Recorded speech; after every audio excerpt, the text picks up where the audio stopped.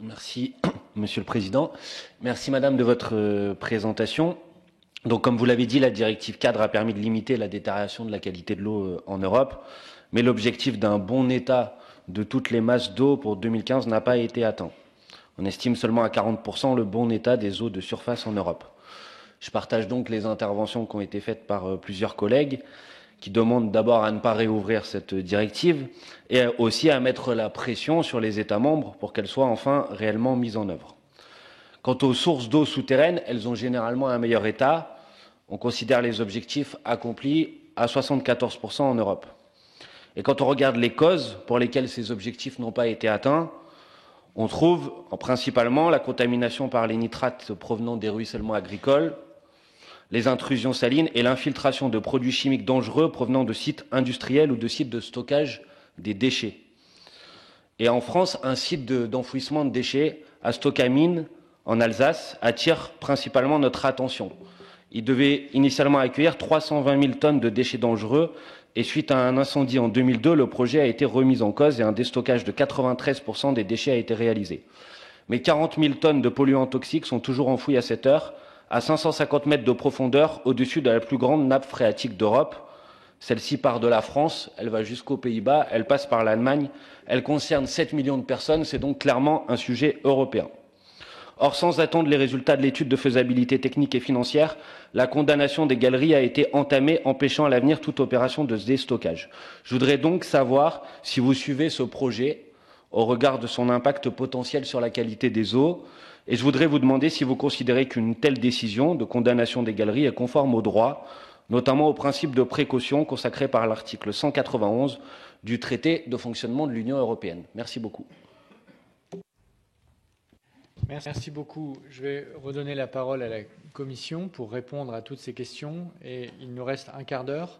Donc nous n'aurons évidemment pas le temps de faire le deuxième débat sur le traitement lié aux déchets. Donc si vous avez une courte présentation, après les réponses aux premières questions, ça permettra de clôturer le premier temps à l'agenda. La parole est à vous.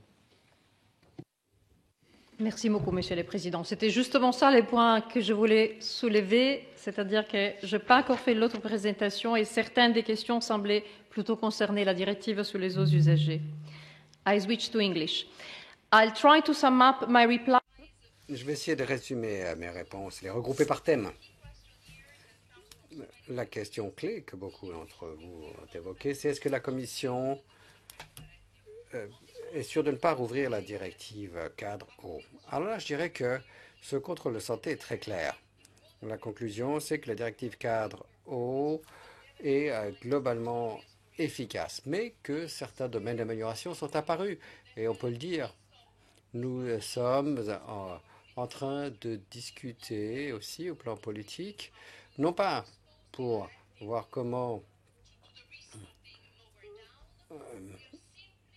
édulcorer éventuellement sa directive, mais nous évaluons toutes les options dans l'optique du pacte vert européen qui a été adopté d'ailleurs le lendemain de la publication de l'évaluation de la directive cadre eau.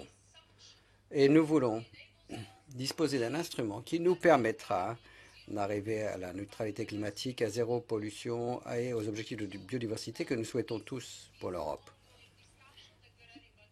Les discussions sont en cours et nous vous consultons, nous voulons savoir ce que vous en pensez. Nous discutons aussi avec le Conseil. Vous le savez peut-être, le Conseil a l'intention d'avoir un débat d'orientation sur le suivi de ce contrôle de santé au Conseil de mars. Nous discutons avec toutes les institutions, nous collectons les contributions. Les résultats ont été publiés et nous envisageons toutes les options pour aller dans le sens souhaité par le pacte vert.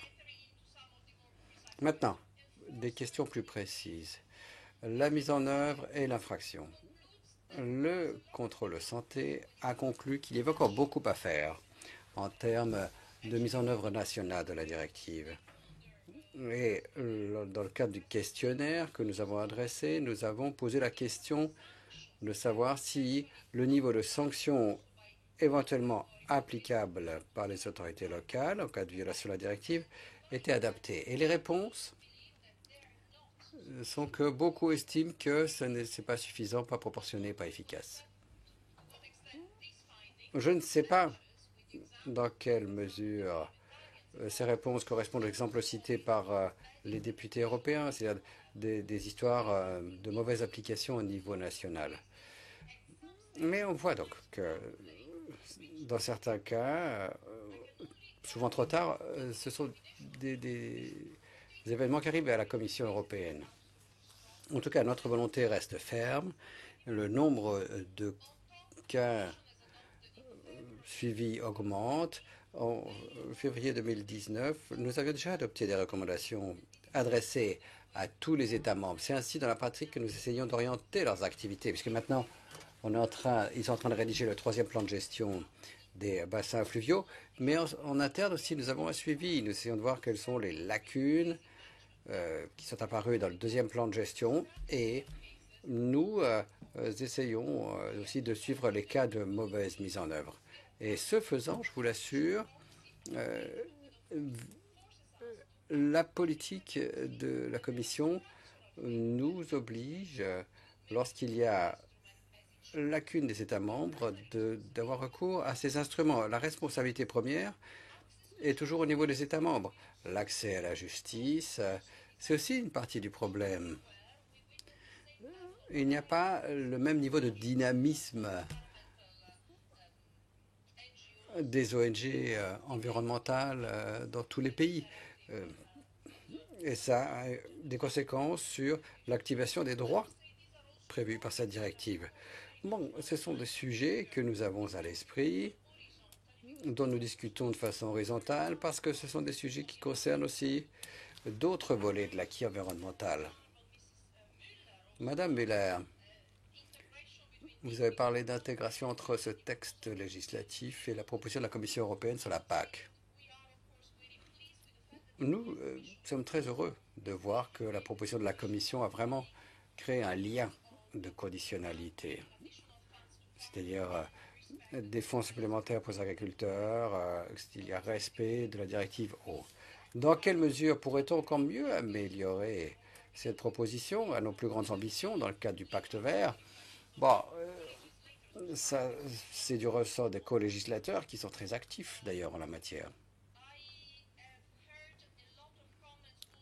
Beaucoup ont commenté la question de la pollution aux produits chimiques. C'est vrai, nous avons constaté que c'était un domaine dans lequel nous pourrions agir mieux au plan collectif. Nous pourrions mieux évaluer l'effet global des combinaisons de substances présentes dans l'eau. Là, nous pensons qu'il y a une marge d'amélioration assez nette, mais bon, il faut aussi s'attaquer à la pollution à la source.